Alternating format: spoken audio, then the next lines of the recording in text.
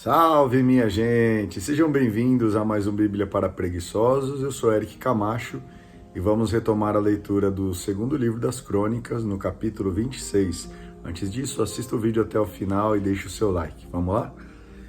Capítulo 26. A política não está acima da religião. Todo o povo de Judá escolheu Osias, que tinha 16 anos, e o proclamou rei no lugar de seu pai Amazias. Foi ele quem reconstruiu Elate, que a reconquistou para Judá depois que Amazias morreu. Osias tinha 16 anos quando subiu ao trono, e reinou 52 anos em Jerusalém. Sua mãe se chamava Jaquelias e era natural de Jerusalém. Fez o que o Senhor aprova, como seu pai Amazias tinha feito. Ele buscou a Deus enquanto viveu Zacarias, que o instruía no temor de Deus, e enquanto buscava o Senhor, Deus fez que ele prosperasse. Osias partiu para guerrear contra os filisteus e derrubou as muralhas de Gate, de Jabne e de Azoto, e reconstruiu cidades na região de Azoto e dos filisteus. Deus o ajudou contra os filisteus, contra árabes que moravam em Gur-Baal e contra os meunitas. Os amonitas pagaram tributo a Osias, e a fama dele se espalhou até a entrada do Egito, pois ele se tornou muito poderoso. Osias construiu torres em Jerusalém, junto à porta do ângulo, junto à porta do vale e na esquina, e as fortificou. Construiu cidades no deserto. Cavou muitos poços para seus numerosos rebanhos, que tinha na planície e no planalto. Possuía lavradores e vinhateiros na região montanhosa e nas terras de cultivo, porque gostava da agricultura. Osias tinha um exército treinado e pronto para a guerra, agrupado em batalhões conforme o recenseamento feito pelo secretário Jeiel e pelo comissário Maasias. O exército estava sob as ordens de Hananias, um dos oficiais do rei. Era de 2.600 o número total de chefes de famílias desses valentes guerreiros. Sob o comando deles havia um exército bem treinado, composto de 307.500 homens aptos para a guerra, com força e coragem para defender o rei contra os inimigos. E para todo o exército, Osias providenciou escudos, lanças, capacetes, couraças, arcos, pedras e atiradeiras de pedras. Em Jerusalém, mandou fazer máquinas especialmente inventadas para se colocar nas torres e ângulos, a fim de atirar flechas e pedras grandes. Assim a fama de Osias se espalhou até bem longe, pois a ajuda maravilhosa de Deus o fez poderoso. Tornando-se ele poderoso, seu coração ficou cheio de orgulho até se perder. Ele foi fiel ao Senhor seu Deus e entrou no santo do Senhor para queimar incenso no altar dos perfumes. O sacerdote Azarias e 80 corajosos sacerdotes do Senhor foram ao encontro dele. Colocaram-se frente a frente com o rei Osias e lhe disseram: Osias, não é sua função queimar incenso para o Senhor. Somente os sacerdotes, descendentes de Arão, foram consagrados para essa função. Saia do santuário, porque você pecou e já não tem direito à glória do Senhor Deus. Osias, que já estava com o incensório na mão, ficou indignado. Na mesma hora em que ele se indignava diante do sacerdote no templo do Senhor, junto ao altar dos perfumes, a lepra surgiu em sua testa. O sumo sacerdote Azarias e os outros sacerdotes olharam e viram que a testa dele estava coberta de lepra. Imediatamente expulsaram-o daí. O próprio Osias se apressou em sair, porque o Senhor o tinha castigado. O rei Osias ficou leproso até o fim da vida. Por isso permaneceu fechado num quarto e foi proibido de entrar no templo do Senhor. Seu filho Joatão era chefe do palácio e governava o povo. O resto da história de Osias, do começo ao fim, está escrito no livro do profeta Isaías, filho de Amós. Osias morreu e foi enterrado com seus antepassados no campo do cemitério real, pois diziam: ele é leproso. E seu filho Joatão lhe sucedeu no trono. Capítulo 27. Joatão, corrupção religiosa. Joatão tinha 25 anos quando subiu ao trono, e reinou 17 anos em Jerusalém. Sua mãe se chamava Jerusa e era filha de Sadoc, Fez o que o Senhor aprova e imitou em tudo o comportamento de seu pai Uzias, mas não entrou no santuário do Senhor. Entretanto, o povo continuava se corrompendo. Joatão construiu a porta superior do templo do Senhor e fez muitas construções na muralha de Ófel. Construiu cidades na região montanhosa de Judá e também fortalezas e torres nas matas. Guerreou contra o rei dos Amonitas e o venceu.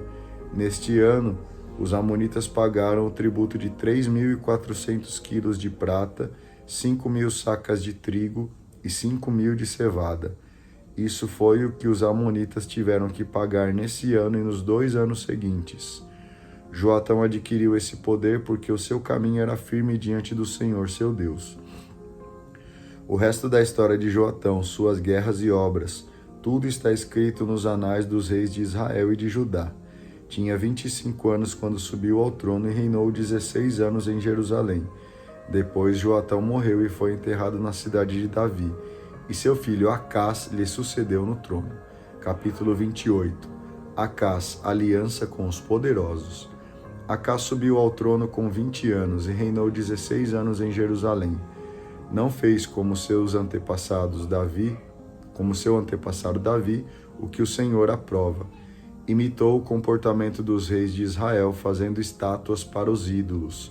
Queimou incenso no vale dos filhos de Enom e chegou até a sacrificar seus filhos no fogo, conforme os costumes abomináveis das nações que o Senhor tinha expulsado diante dos israelitas.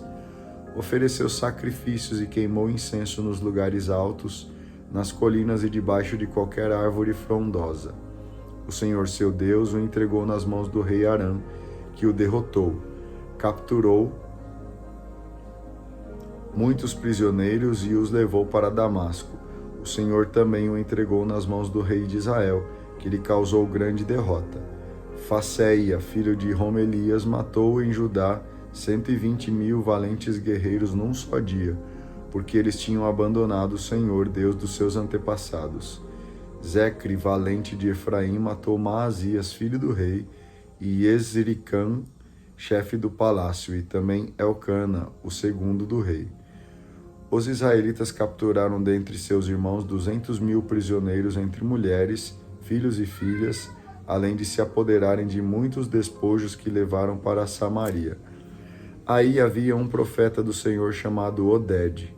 Ele foi ao encontro do exército que estava chegando a Samaria e disse: Na sua cólera contra Judá, o Senhor, Deus de seus antepassados, os entregou nas mãos de vocês. Mas o furor com que vocês os massacraram chegou até o céu. E vocês ainda pretendem que os habitantes de Judá e Jerusalém se tornem seus escravos e escravas. Será que não são vocês os principais responsáveis pelas faltas cometidas contra o Senhor, seu Deus? Agora, me escutem.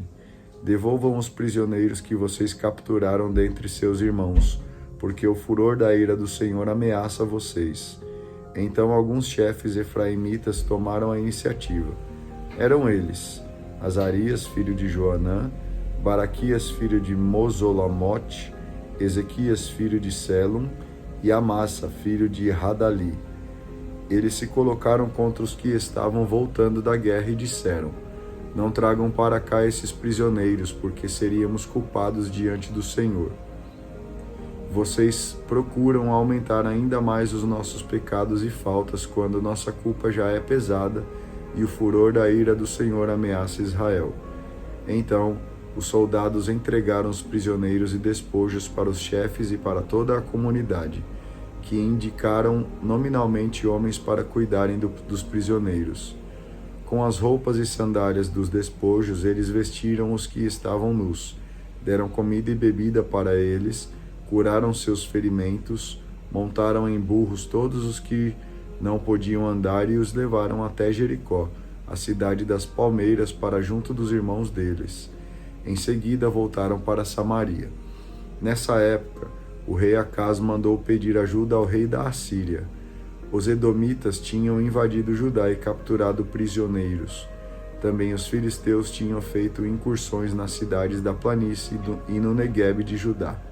Haviam tomado Bet-Sames, Aialon, Gederote e Soco. com os seus arredores, além de Támana com os seus arredores e Ganzo com os seus arredores. E ocuparam todos esses territórios.